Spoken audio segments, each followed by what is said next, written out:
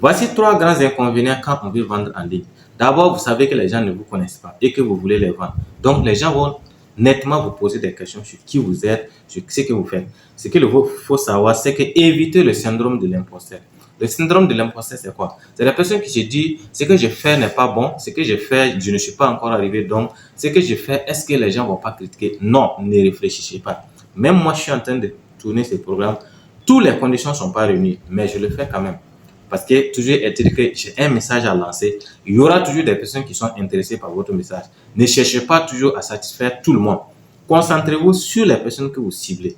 Donc, ce que vous faites, ayez confiance en vous-même. Soyez sûr de ce que vous dites. Vous, ce que j'ai fait, c'est bon. Ça va toujours marcher et vous allez voir. Alors, la deuxième inconvénient quand on veut vendre en ligne, c'est que les gens ne viennent pas sur Internet pour acheter. Les gens viennent soit pour s'amuser, soit pour se distraire, soit pour partager leur quotidien, soit pour, en tout cas, publier des images et ainsi de suite.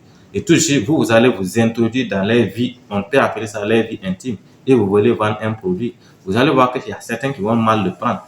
Donc, je suis venu pour m'amuser, toi tu es là en train de me déranger, toi tu es là en train de me fatiguer. Donc, vous devez faire attention. Savoir que ça peut être difficile, mais toujours est-il que ce sont des informations qui sont utiles à savoir. Ensuite, le troisième inconvénient, c'est que vous n'avez pas de contact émotionnel et physique. Voilà. Donc, faites attention.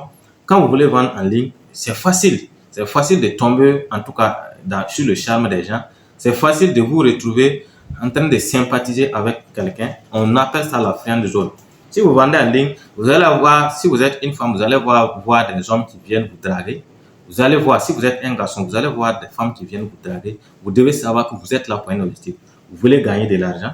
Vous avez un service à rendre. Si la personne ne veut pas votre service, qu'il avance. Vous n'êtes pas là pour sympathiser, pour devenir gentil. Vous êtes là juste pour vendre. Donc, faites attention. Vous n'êtes pas là pour tisser de l'amitié avec les personnes avec qui vous vendez. Parce que vous allez faire face à des milliers de personnes.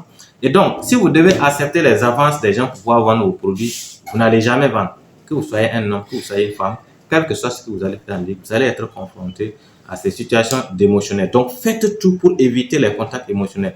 Quelqu'un vient, il veut que vous le cochez, il commence à pleurer, faites attention. Peu importe, ne regardez pas ses larmes, avancez, discutez avec lui. S'il ne veut pas discuter, avancez. Parce que vous allez tomber sur son charme, vous allez vous dire, ah, il a trop raison. Parce que nous, on voit tous les jours ça quand on coach les femmes, surtout qui sont en situation difficile, qui veulent que vous allez apporter des solutions. Les femmes sont très fortes dans ça.